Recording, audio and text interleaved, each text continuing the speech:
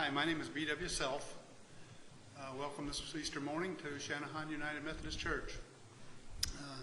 I have been asked to relay an experience that happened to me in August of 2013, and I would like to share this story with you. Beginning in 2007, I had been diagnosed with renal cell carcinoma, which is in fact a kidney cancer. I immediately went to Mayo Clinic. I had partial nephrectomy, which is removal of part of the kidney, took the cancerous part out, and for about 4 years I was, according to test, I was deemed to have been clear and clean as far as the cancer was concerned. In 2011, we did have, with further testing, we did find out that the cancer had returned, and this time, instead of reappearing in the kidney, it actually had metastasized to the lung, and then from there, it also metastasized to the lower spine. And so in 2013, I had nerve pain, and the nerve pain was in the sciatic left side. I went to Rush University in Chicago, where they proceeded to remove part of the tumor and relieve the pain from the sciatic nerve. And we again deemed the operation successful. But in July of 2013, the pain started to return, and it returned into the right side of my body instead of the left side. So we went back to Rush Hospital. They were going to do exactly the same type of a surgery, which included a spinal fusion. We had the surgery, and the surgery went from a projected 4-hour surgery to a 10.5-hour surgery. A little bit more than we had expected, and a few things occurred during that period of time, and that's really what we want to talk about today. During the operation, and again under heavy anesthesia, I really wasn't aware of where I was or anything, but something happened without explanation, and I literally remember feeling and leaving my body, ascending from the operating room with a total vision of the operating room and going upward. And as some of the stories have reflected over the years, I was headed toward the bright lights, and I continued that journey for whatever number of minutes it was. But all of a sudden, I had the realization, or felt the realization, that whatever had gone wrong in the surgery, the doctors, physicians, nurses, whatever, had corrected it. And I immediately stopped in that position and proceeded to descend back to the operating room. I did not get very, very close to the bright lights, but they were definitely visible.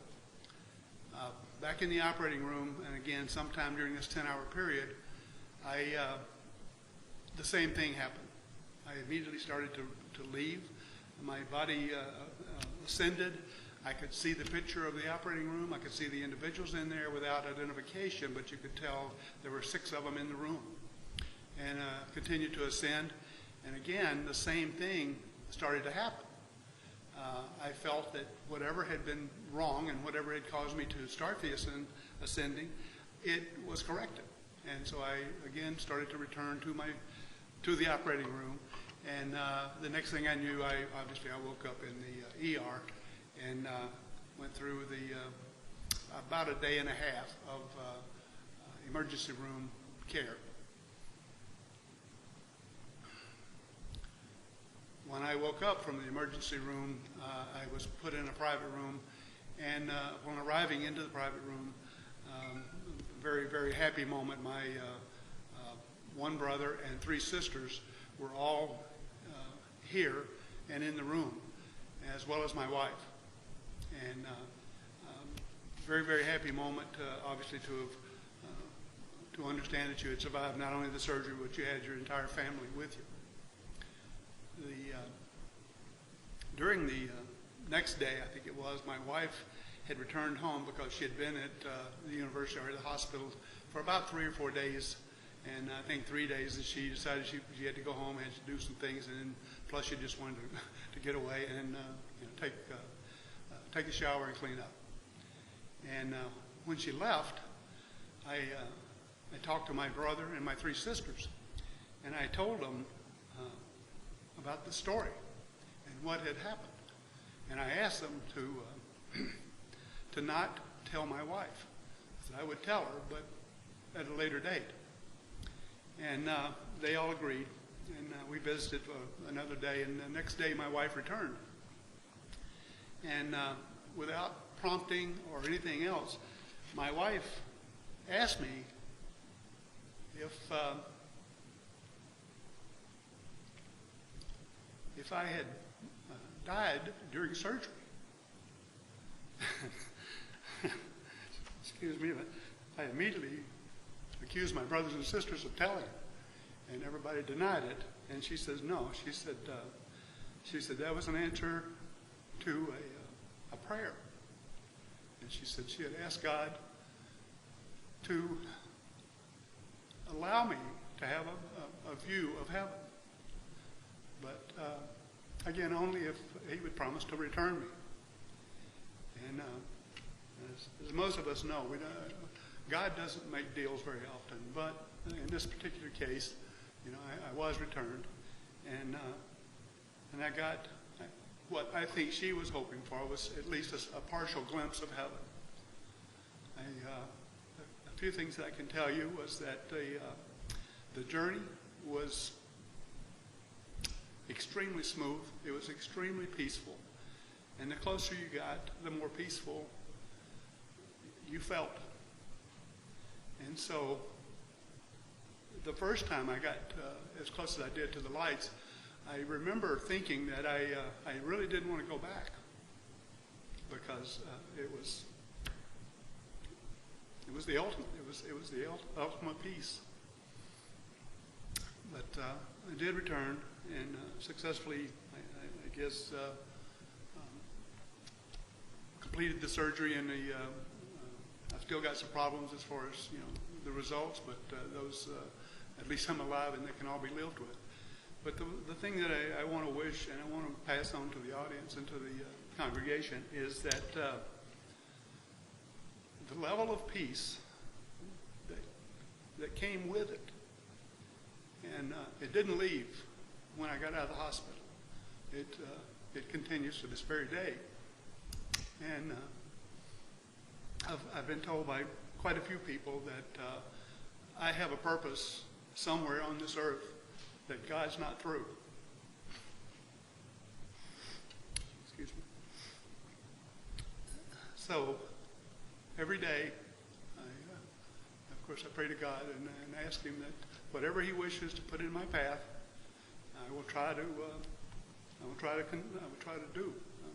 complete the task, as they say. And He has put a lot in my path over the last 6 to 8 months. I'm very appreciative of the opportunity, and regardless of how small or large I consider it, they're all large to me. And I want to thank you for letting me share this story. I do have a short story that I'd like to add to it. I have a friend who had a very similar experience in 1981. And he was in a car accident, and he was told by the emergency people, he said he remembers sitting there looking at them, and one of them turned to the other one and told him, "This one is dead." And he said, obviously I wasn't dead because I could hear what he was saying. But he said they finally relieved the pressure on him, and he took a deep breath, and he's alive today. And the amazing thing is, though, that he said he's never told anyone the story, because he feels like people would not believe him or make fun of him, ridicule him.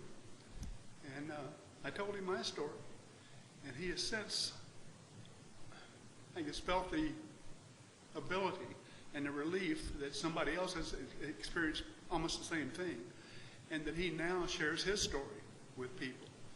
And I'm very, very proud, I guess, of the fact that whatever it was, I gave him permission to tell his story as well. And I know he's much happier about it. But he said it took him 20-something years, almost 30 years, I guess, to realize that this is it's his story, just as this one's my story. And if you believe it, fantastic. If you doubt it, that's your prerogative. But I want to wish all of you a happy Easter, and thank you very much for allowing me to tell the story.